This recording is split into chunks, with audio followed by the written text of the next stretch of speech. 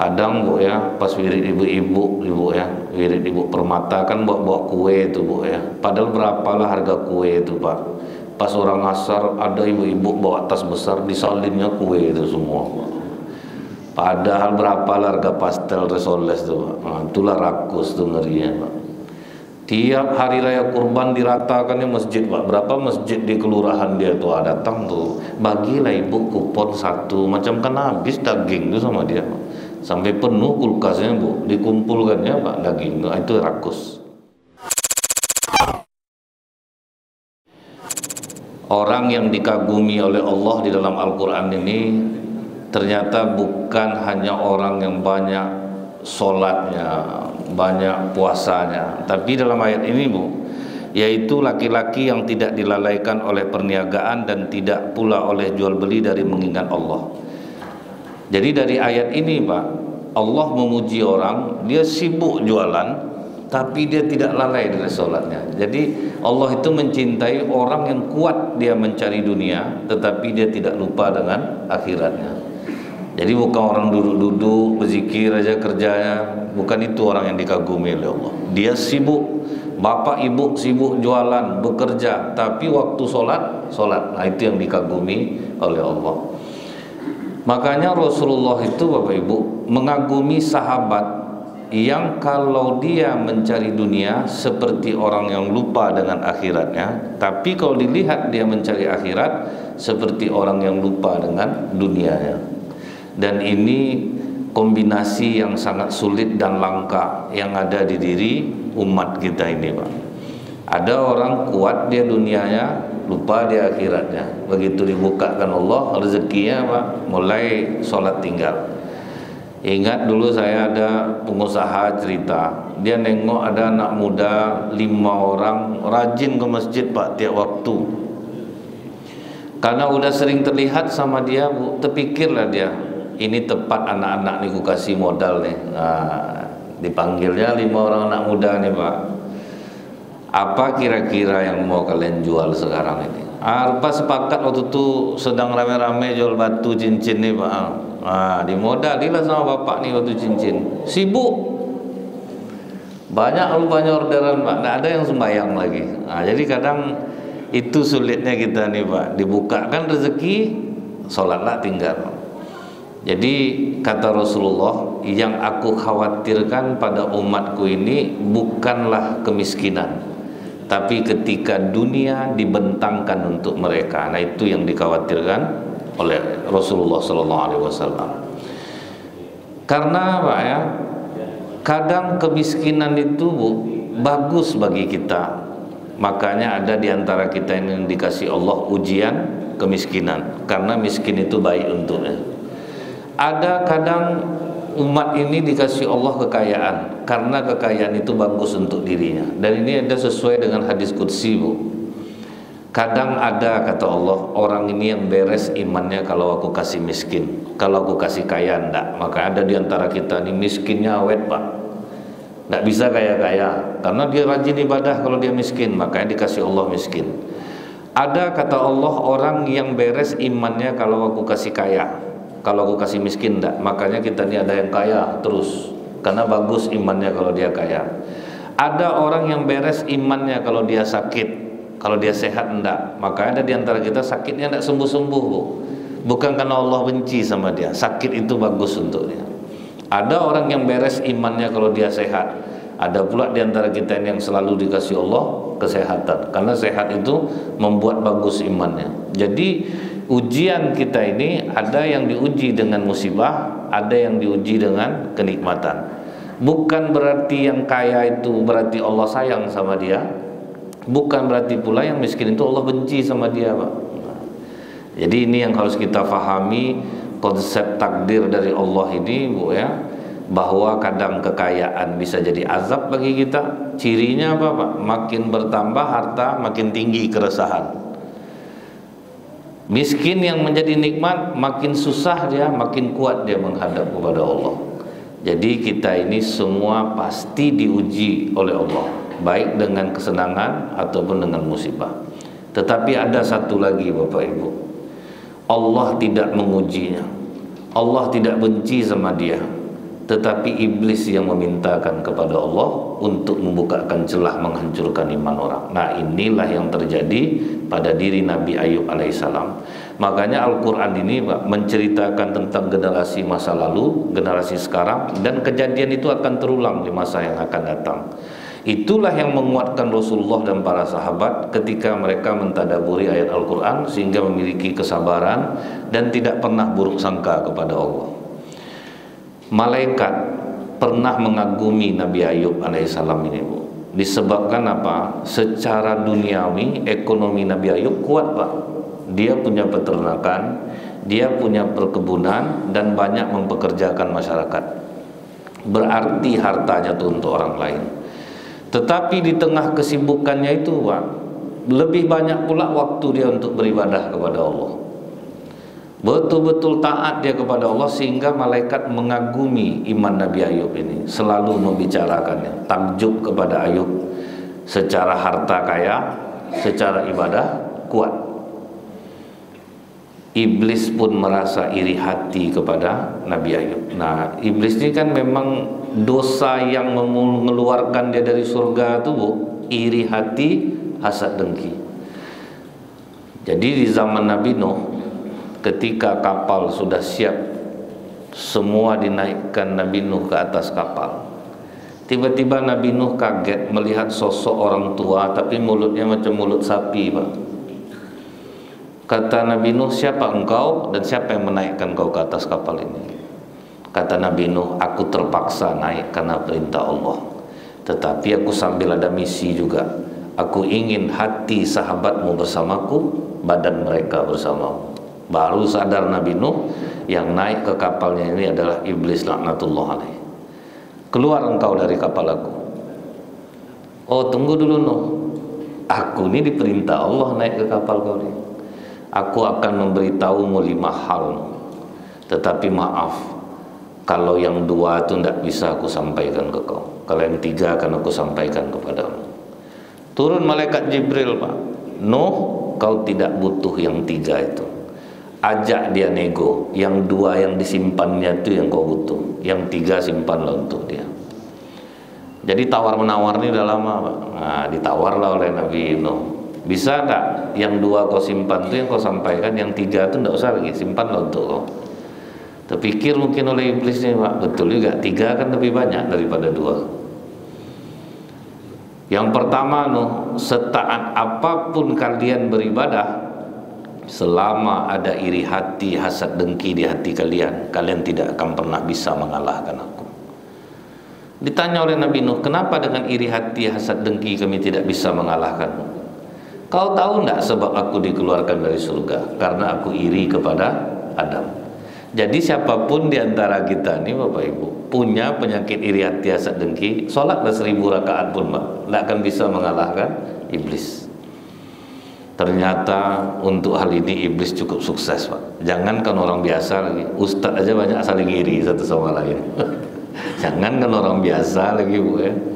Nah, jadi jangan Bapak kira iblis ini takut, Pak. Oh, ini ustadz nih, ini nih imam, ini yang azan. Lah, ada iblis takut, Pak. Kalau kita lihat dalam kitab Talbisul Iblis karya Imam Ibnul Qayyim Al-Jauzi rahimahullah, di sisi manapun dia bisa masuk, Pak. Contoh nih, Bu, misal saya jadi imam nih, bukan kadang tidak terasa tuh, Pak, ada godaan iblis yang mengatakan panjangkan ayatnya sedikit, biar tahu orang hafalan kita. Itu terasa loh, Pak. Itu siapapun imam pasti merasakan itu. Jadi waktu jadi imam tuh, Pak, panjang ayat tuh. Pas sholat sunat baru ketahuan, Bu, qul ya ayyuhal kafirun sama qul huwallahu ahad, ya, Pak. Itu saya pribadi, ya, Bu, ya, merasakan itu. Jadi jangan dikira oh jadi imam iblis tidak ada dekat.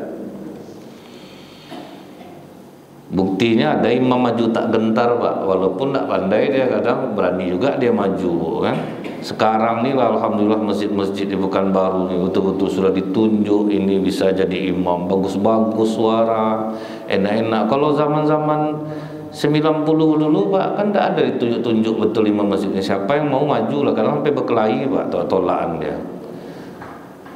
Jadi Di sini terlihat apa? Ternyata iblis itu tidak takut dengan siapapun. Dia bisa memanfaatkan celah dari manapun. Kemudian yang kedua, tidak akan pernah anak cucu Adam bisa mengalahkan aku selama ada sifat rakus di dalam dirinya. Kadang Bu ya, pas wirid ibu-ibu ya, wirid ibu permata kan bawa kue itu Bu ya. Padahal berapalah harga kue itu Pak. Pas orang asar ada ibu-ibu bawa tas besar, disalinnya kue itu semua Pak. Padahal berapalah harga pastel resoles itu Pak. Nah, itulah rakus tuh ngerinya Pak. Tiap hari raya kurban diratakannya masjid Pak. Berapa masjid di kelurahan dia tuh datang tuh, bagilah ibu kupon satu, macam kan habis daging tuh sama dia Pak. Sampai penuh kulkasnya Bu, dikumpulkannya Pak daging. Nah, itu rakus. Jadi dua sifat ini tidak akan pernah bisa mengalahkan iblis. Kalau ada iri hati, hasad, dengki, dan sifat rakus di dalam diri kita. Nah, iblis iri sama Nabi Ayub Pak. Sehingga iblis yang minta ke Allah, bukakan kami celah. Nah, jadi ini yang harus Bapak Ibu tahu. Bapak Ibu udah rajin sholat, rajin sedekah, tapi banyak musibah. Bisa jadi iblis yang minta ke Allah untuk membukakan celah. Oke, kata Allah. Karena alasan iblis apa Bu? Ayub ini rajin sholat ya Allah, karena dia ingin mempertahankan hartanya. Dia rajin sedekah supaya hartanya terpelihara. Kan memang betul Pak. Orang yang rajin sedekah hartanya dipelihara oleh Allah. Cuman mereka tidak tahu bahwa orang-orang yang ikhlas kepada Allah, sekalipun tidak ada iming-iming terpelihara hartanya, dia tetap akan sedekah. Jadi iblis ingin menguji. Kalau sempat miskin Ayub nih ya Allah, aku yakin dia tidak akan ibadah seperti sekarang. Dia takut hartanya berkurang, maka dia rajin ibadah. Kata Allah, silahkan masuklah kalian ke hartanya. Apa yang dilakukan iblis Pak? Perkebunan Nabi Ayub, peternakannya dilalap oleh api. Dalam waktu beberapa jam selesai semua harta Nabi Ayub. Harta habis, kemudian peternakan pun habis. Jadi kan banyak ya Bu ya, kita mendengar keajaiban-keajaiban orang yang terpelihara dari sedekah. Saya ingat waktu Ramayana terbakar, toko emas Pak Haji Awang itu kan ada 35 di Ramayana tuh. Bukan sedikit toko emasnya, 35 biji, memang beda-beda namanya. Dia pergi sholat asar ke Masjid Taqwa, kebakaran, tidak bisa masuk lagi Pak. Tapi ajaibnya apa Bu? Jangankan barang-barang dia yang habis, sepatu dia aja tidak terbakar Pak. Nah itu dahsyatnya dampak orang yang rajin berderma, rajin bersedekah. Cuman nih iblis ini sekarang minta bukakan celah. Nabi Ayub ini akan lemah kalau tokonya terbakar. Dan terbukti juga Bu, dulu ada orang yang suka keliling jualan, diangkatnya barang-barang di atas kepalanya Pak, ditabung-tabungnya lah duit Bu, sampai berhasil lah dia membuka kedai 3, kios 3. Kios selesai 1 hari, terbakarlah rombongan kios yang lain, kena kiosnya yang 3 biji ini. Langsung ketawa sendiri Pak, sudah tuh masuk rumah sakit jiwa Pak. Itu kadang kalau tidak kuat Bu ya, kan bisa buruk sangka ke Allah tuh Pak.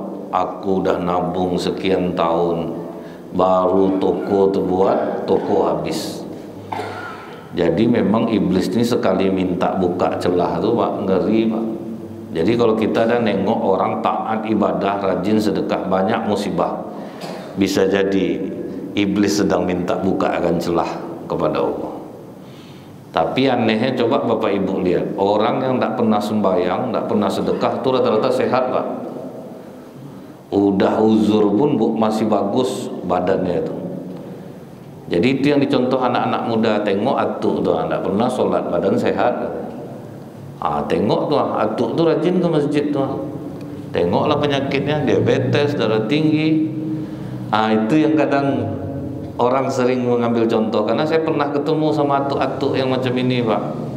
Nggak pernah sholat dari zaman Jepang Pak, tapi dekat sama saya. Cerita agama kuat, tapi tidak pernah mau ke masjid, Pak. Sholat tidak pernah, Pak. Memang diakui, Pak, ya, badan tinggi, tegak sampai tua. Itulah yang diamalkan anak-anak muda yang kenal di situ tuh, Pak. Atuk tu nak pernah sembahyang, badan sehat, kuat. Nyawa payah tanggalnya, Pak.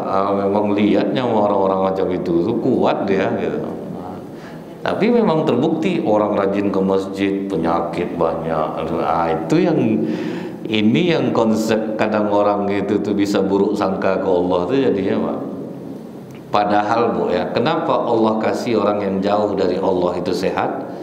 Allah ingin dengan kesehatannya bertambah-tambah kesesatannya, dan ingin supaya dia merasakan kesempurnaan nikmat dia hidup di dunia. Nanti begitu meninggal, tidak perlu ditanya lagi, tinggal masuk ke dalam neraka. Allah memberi orang-orang yang soleh itu penyakit agar dengan sakitnya berguguranlah dosa-dosa, sehingga dia kembali bersih kepada Allah, tinggal Allah masukkan dia ke dalam surga. Itu dia tuh, Pak. Nah kemudian, Bu, sewaktu Nabi Ayub mendengar bahwa kebunnya terbakar, peternakannya terbakar, datang orang ngasih kabar, Ayub, gawat Ayub, kebunmu terbakar, peternakan habis. Kata Nabi Ayub, semua dari Allah, terserah Allah kapan Allah mau mengambil. Itu mental Nabi Ayub, Pak. Tidak ada pengaruh sedikit pun, Bu. Terserahlah, itu punya Allah. Kapan Allah mau ngambil, ya terserah Allah, itu punya Allah. Kalau kita tuh, Bu, udah meradang-radang tuh, memang pakai istighfar juga, Pak, tapi pingsan-pingsan ngomong astagfirullahaladzim, astagfirullah, tapi belalak mata, Bu, kan. Dibaca juga ayat tuh, Pak, capek orang menyiram muka pakai air sabar, Bu, sabar, Bu. Dia kan ukuran sabar dalam Islam tuh apa, Bu? Kena pukulan pertama, begitu terkena bisa tenang, itu berarti sabar, Pak. Tapi kalau udah disabar-sabarkan orang, udah 3 jam kemudian baru tenang, ya itu berarti belum kategori sabar. Jadi inilah kadang Allah menguji kita, Bapak Ibu, dengan jalur musibah yang iblis mintakan kepada Allah untuk diturunkan supaya menggoyang iman kita. Jadi Nabi Ayub santai dia. Dan hal seperti ini, Bu, ya, itu pernah menjadi ketakutan oleh seorang perempuan solehah di masa lalu. Dia grosir, Pak, banyak pedagang yang ngambil barang ke dia. Tapi apa pengakuan pedagang yang belanja dekat dia, Bu? Sewaktu itu kekayaan perempuan ini ngeri banyaknya, Pak. Tapi dia sering menangis di tokonya, sering menangis, sering sedih, Bu. Beberapa bulan kemudian bangkrutlah perempuan solehah ini. Tapi apa kata pedagang yang mau belanja ke dia? Kenapa kami melihat pemandangan aneh kepada diri Ibu? Waktu usaha Ibu maju besar, Ibu sering menangis di toko. Sekarang Ibu bangkrut, kenapa wajah Ibu ceria? Dia katakan, aku takut waktu aku kaya dulu tuh kok tidak pernah terjadi masalah. Apakah Allah sudah benci sama aku?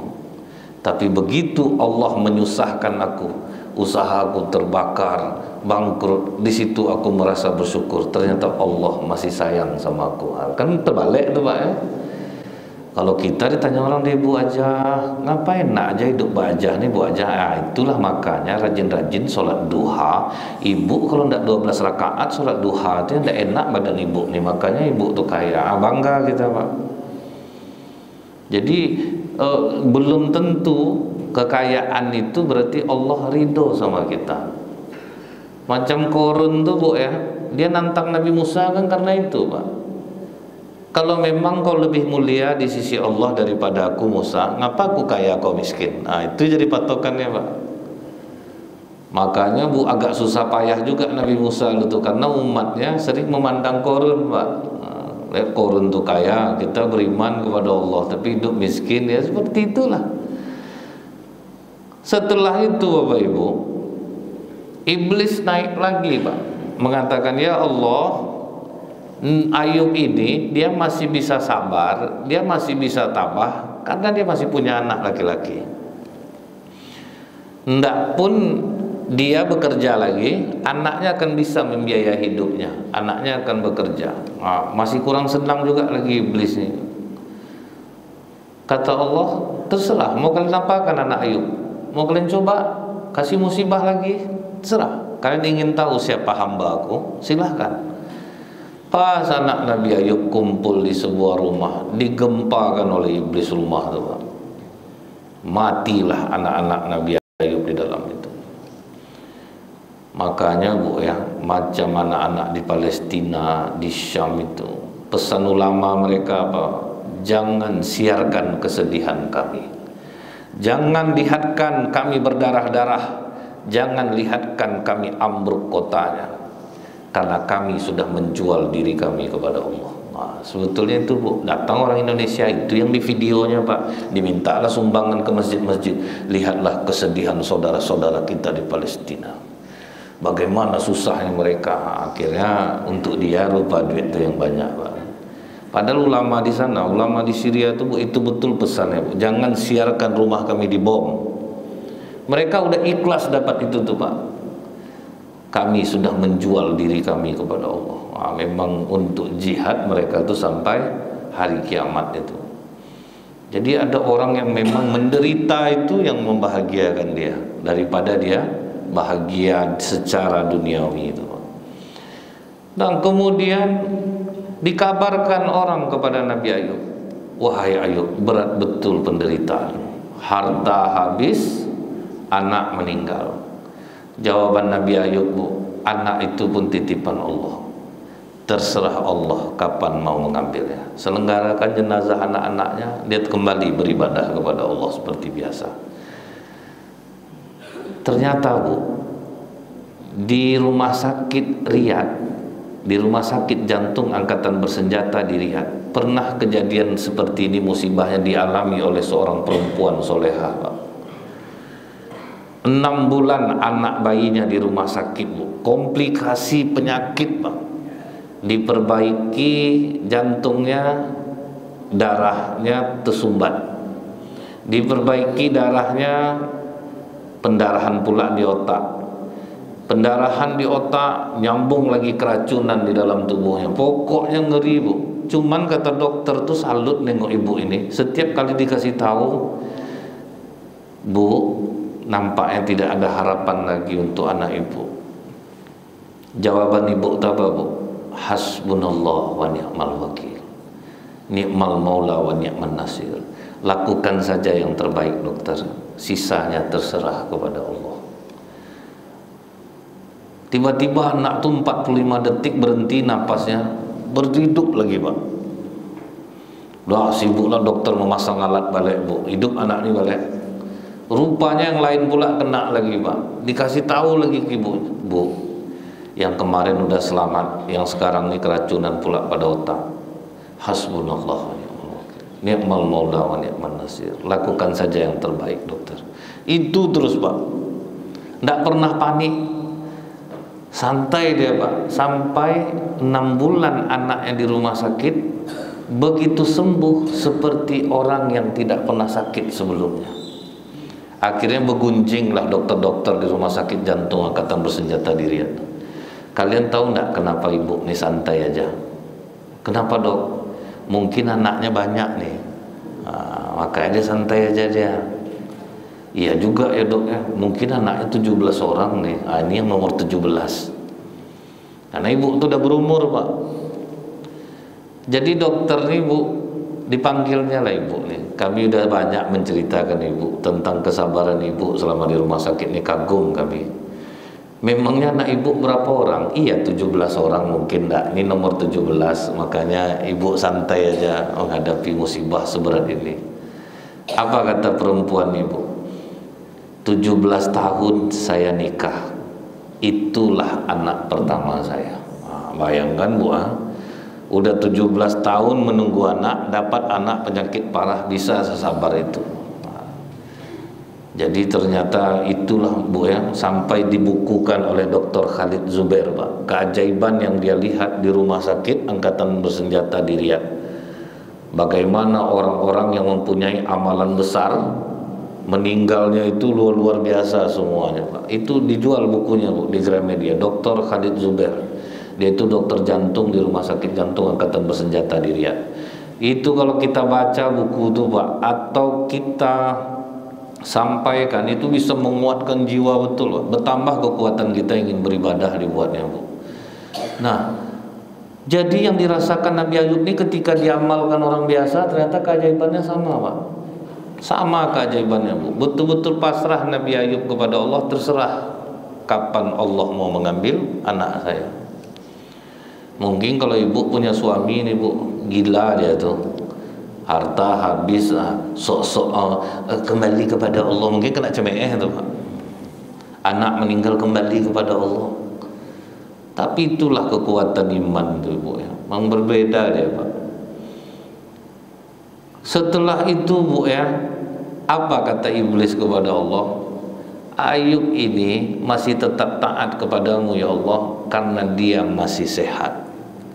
Coba kalau dia sakit, aku yakin dia tidak akan taat lagi kepadamu. Oh, masih kurang senang gak lagi. Jadi Bu ya, dari sakit inilah rata-rata banyak orang gagal Pak. Kenapa orang sakit perlu didampingi itu? Karena dia lemah. Ingat saya dulu Bu ya, ada ustadz kena penyakit Pak. Akhirnya kemana pergi Pak? Bawa ajalah saya ke dukun. Nah, itu saking putus asanya Pak. Padahal luar biasa cerdasnya Pak. Bisa akhirnya ke dukun, dan dikaguminya pula dukun tuh Bu. Sebanyak tuh dokter ustaz anda ada di dukun itu tuh lah saya. Itu kan ngeri Pak ya. Itulah fitnah menimpanya Bu. Karena orang kalau udah sakit tuh Pak, dia lemah, iman lemah. Makanya banyak orang murtad ketika sakit. Karena dia sangat lemah saat itu. Nah, Nabi Ayub sedang sujud dia Bu, langsung ditiup iblis hidungnya Pak. Jadi kita ini apa kata Rasulullah, sempurnakan wudhumu dengan beristinsya. Istinsya itu menghirup air ke hidung, kemudian istinsar, keluarkan lagi. Karena penyakit semua itu masuk dari penciuman kita ya Bu. Makanya orang Islam itu terbukti untuk masalah mencuci hidung aja tebal bukunya Pak, dokter buat Bu. Kesimpulannya itu apa Bu ya? Orang yang menghirup air ke dalam hidung kemudian mengeluarkannya kembali, pencernaannya akan bagus. Yang kedua, terlindungi dari penyakit kecemasan. Orang-orang pencemas bisa hilang penyakitnya Pak, kalau dia sering menghirup air ke dalam hidung kemudian dia keluarkan lagi. Jadi memang orang-orang seperti ini sehat dia. Dan dokter-dokter ini Pak ya, semakin apa aja amalan dalam Islam ini mereka cari tahu Pak, apa hikmah dibalik sebuah amalan ini. Macam puasa kita nih Bu ya, di Jepang ada namanya saum hospital, rumah sakit puasa Pak.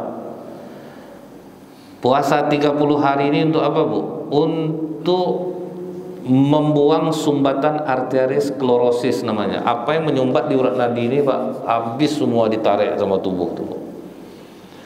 20 hari kita puasa macam sekarang ini, seluruh racun kimia dalam tubuh akan hilang. Itu Dr. Anwar Mufti ya, yang ngomong. Jadi bukan orang-orang sembarangan. Makanya di Jepang untuk penyembuhan penyakit Pak, dia pakai sistem puasa. Orang yang tersumbat nadinya di puasa 30 hari. Ini puasa Nabi Daud untuk penyakit ini, puasa 3 hari dalam sebulan untuk penyakit ini, 2 hari puasa 1 hari tidak untuk penyakit ini. Jadi itu terapi mereka Pak. Kalau kita nih Bu, payah kita sembuh dari penyakit. Karena Bu buka kita pakai Resoles Pak, pakai salah lauk, pakai godok, naik asam lambung dibuatnya tuh Pak. Kenanya kita di situ Pak. Kita pas berbuka tuh tidak bisa tertib kita Bu. Diminum teh terjadi penumpukan urin. Kan teh itu membuat penumpukan urin Pak. Rasulullah Pak pakai air segar, air bening, kurma 2 butir, sholat dulu. Jadi kurma itu mengisi kelemahan yang ada dalam tubuh dulu. Sudah dilapisnya baru makan. Kita baru membuka itu Bu, sarabi, lopis, lote, apa ndak terangah apa sholat itu dibuatnya Pak. Makanya pas tarawih itu banyak Pak ya, jumlah rakaat 11, nguap ya 23 Pak.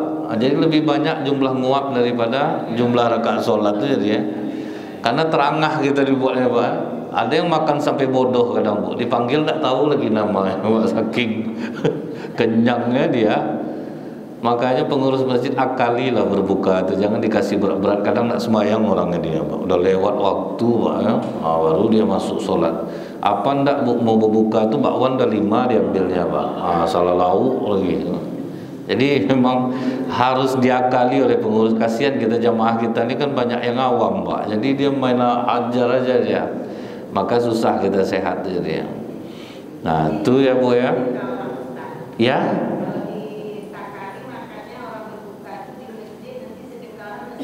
Bukan dimakan, maksudnya tuh jangan dikejutkan dulu. Namanya orang terdiam dipaksa berlari langsung Pak, kan langsung banyak masuk tuh. Kalau minyak masuk duluan kan naik asam lambung Pak. Itu bukan tidak boleh dimakan, lapis dulu, sholat dulu, sudah tuh baru makanlah, karena udah terlapisi dia jadinya gitu. Itu maksudnya, bukan dilarang enggak. Pokoknya dilapis dulu Pak dengan yang manis-manis supaya dia terjaga. Nah kemudian Pak, begitu Nabi Ayub itu ditiup hidungnya, mulailah membengkak-bengkak tubuhnya nih Pak. Mulai membengkak-bengkak tubuhnya, meletus, mengeluarkan aroma yang sangat busuk. Dapatlah fitnah dari masyarakat. Tuh tengok tuh, akhirnya stres juga, sok-sok tabah, sok-sok sabar. Gitu pikir juga penyakit dapat, parah penyakitnya. Setelah dia mendapat penyakit kotor seperti itu di dalam pandangan masyarakat Bu, masyarakat yang dulunya mencintai Ayub akhirnya mulai membencinya. Jadi di masyarakat nih Pak, 100 kebaikan yang kita buat, 1 keburukan, selesai kebaikan Bapak Ibu yang 100 tuh.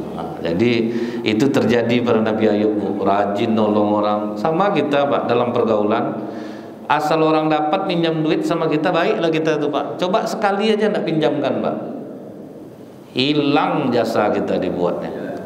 Pertama minjam kita kasih deh Pak Haji itu betul-betul baik. Berkali-kali dia minjam dikasih, sudah tuh dapat sekali Pak, minta maaf saya sekarang ini enggak bisa ngasih. Tuh buruk Pak Haji itu langsung tuh Pak. Macam itulah di masyarakat tuh. Masalah di masyarakat ini erat-erat longgar. Jadi bergaul jangan terlalu dalam, jangan pula jauh dari masyarakat. Nah diusirlah Nabi Ayub nih Pak. Bau badan sudah busuk, 4 orang, istri 3 mundur Pak. Itu cobaan tuh Pak ya. 3 mundur istri Nabi Ayub Bu, tidak sanggup, tinggal 1 lagi Siti Rahmah. Dan itu terjadi pas saya di lembaga pemasyarakatan Bu ya. Saya ini buat kesalahan untuk menyenangkan istri saya Ustaz. Begitu saya divonis oleh hakim, besoknya langsung istri saya menggugat saya cerai. Itu Pak ujiannya kan. Ternyata terjadi Pak, di masyarakat kita sekarang terjadi.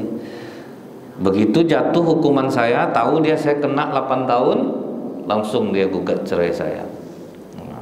Jadi itu terjadi ternyata. Istri meninggalkan suami. Nah setelah itu Bu ya, dibawalah jauh ke dalam hutan karena penyakit sudah semakin memburuk. Cuman perjanjian iblis kepada Allah, apa kata Allah? Kau boleh kuasai tubuh Ayub, boleh kau kasih dia penyakit, tapi jangan pernah kau ganggu lidah dan jantungnya. Karena dengan lidah itu dia menyebutku, dengan jantung yang berdetak itu dia mengingat aku. Itu perjanjiannya. Jadi Bu, ulat-ulat itu sudah mulai memakan-makan tubuh Ayub. Jadi dalam satu riwayat Bu, kalau bersinar matahari itu tembus Pak, tembus-tembus dia. Udah parah, sampai akhirnya Siti Rahmah mencari kerja untuk menghidupi suaminya ini Pak. Tahu dia istrinya kerja, tersinggung Ayub. Jangan kau buat lagi seperti ini. Ya bagaimana suamiku, keadaan kau seperti ini. Dah masih aman waktu itu Bu. Tapi yang keluar dari lisan Nabi Ayub apa kalimatnya Bu? Irhamna ya arhamar rahimin. Engkaulah yang penyayang di antara yang penyayang. Tetap berbaik sangka kepada Allah Pak. Makanya orang-orang sakit itu Bu, memperbanyak zikir Nabi Ayub ini Pak. Irhamna ya arhamar rahimin. Kalau macam kita ini bisa introspeksi diri langsung. Mungkin banyak kesalahan kita di masa lalu dihapus Allah lah dengan sakit. Misalnya kesalahan tuh Pak, waktu Bapak muda-muda dulu kan Bapak ganteng tuh Pak. Mungkin banyak perempuan yang Bapak kecewakan. Sampai tidak bersuami dia sampai hari ini gara-gara tidak bisa dia melupakan Bapak. Itulah akhirnya Bapak harus membayar dosa-dosa. Ibu-ibu dulu waktu masa cantik-cantik dulu Bu kan, banyak laki-laki yang mudah ibu iya-iyakan, tidak taunya ibu nikah sama bapak yang sekarang. Misalnya itu ya Pak, terhapuslah dengan sakit. Nah setelah itu Pak, mulailah Siti Rahmah ini putus asa. Iblis tidak berhasil menguasai Nabi Ayub, akhirnya masuk dia ke mimpi Siti Rahmah. Dalam mimpinya itu Bu, iblis ini menjelma menjadi laki-laki tua yang bijaksana. Kata dia, Siti Rahmah, sampaikan kepada suamimu, mengeluh aja dia satu kali, sembuh dia keesokan harinya. Jadi yang dimanfaatkan iblis apa Pak? Bapak ibu ngeluh, menang langsung iblis. Macam mana kabar Pak Haji? Entahlah, mati aja lah saya ini lagi. Apa obat mau dibuat nak juga mau sembuh-sembuh. Itu yang diharapkan oleh iblis Pak. Tapi saya biasalah, namanya sakit Ustaz. Kadang ya sehat-sehat orang tua lah. Itu masih aman tuh Pak. Tapi kalau ditanya langsung acting tuh Pak, stres kita dibuatnya tuh Pak. Macam mana kabar Bu? Udah sehat? Dah kemana-mana saya ini dah. Heran saya, itu tuh susah tuh Pak.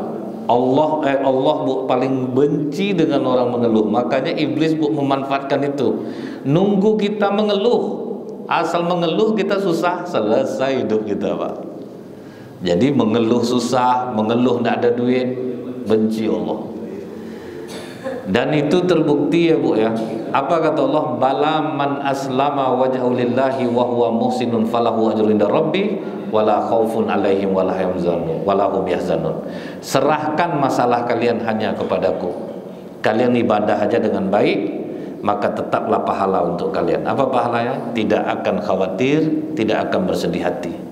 Jadi kalau butuh apa-apa, minta aja ke Allah Pak. Allah nanti yang menggerakkan hati orang untuk nolong kita. Dan itu terbukti Bu, tidak mungkin Allah bohong Pak. Nah setelah itu Bapak Ibu, mulai pas paginya bangun, apa kata Siti Rahmah?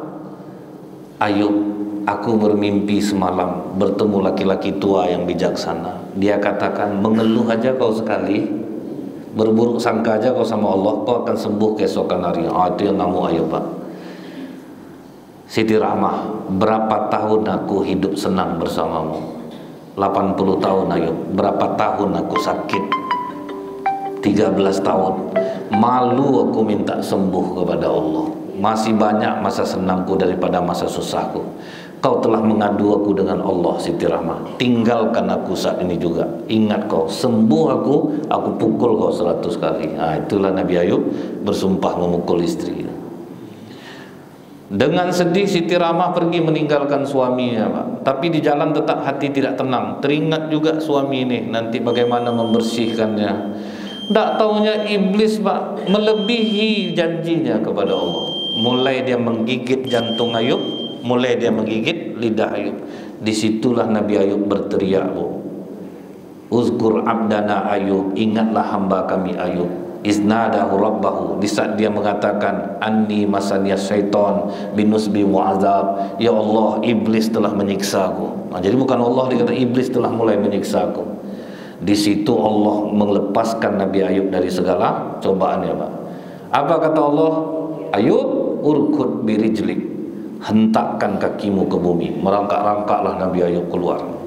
Dihentakkan Nabi Ayub kakinya ke bumi. Hadza muktasalun barida wasyarab, menyemburlah air dari dalam bumi ini. Mandi kau Ayub, minum airnya. Begitu mandi langsung jatuh seluruh ulat-ulat, bersatu balik kulit-kulit Ayub. Dia minum airnya, sehat balik Pak. Tumbuh daging baru. Siti Rahmah yang risau terhadap suaminya balik-balik, terserahlah, marah-marahlah suami aku. Dia pas balik tengok di pondok sudah kosong. Pas keluar nampak laki-laki ganteng Pak. Tuan maaf, apakah kau melihat seorang Nabi Allah yang sedang diuji dalam pondok ini? Kata Nabi Ayub, Siti Rahmah, kau lupa denganku? Aku Ayub. Ayub? Itu terakhirnya itu Pak kan. Itu kalau di kamera putar-putar kamera itu Pak. Itu endingnya itu Bu. Kemudian apa kata Allah? Wa mislahum ma'ahum rahmatan minna. Kami kembalikan semua kebahagiaan Ayub yang hilang dan kami lipat gandakan. Jadi kalau kita sabar, tidak mengeluh, kesedihan kita akan diganti Allah dengan kebahagiaan. Berapa yang hilang akan diganti lebihnya lagi. Mudah-mudahan ini bisa juga menguatkan jiwa kita untuk tidak berburuk sangka kepada Allah, dan inilah yang menguatkan hati Rasulullah dan para sahabat. Subhanakallahumma bihamdika asyhadu an la ilaha illa anta astaghfiruka wa atubu ilaik. Assalamualaikum warahmatullahi wabarakatuh.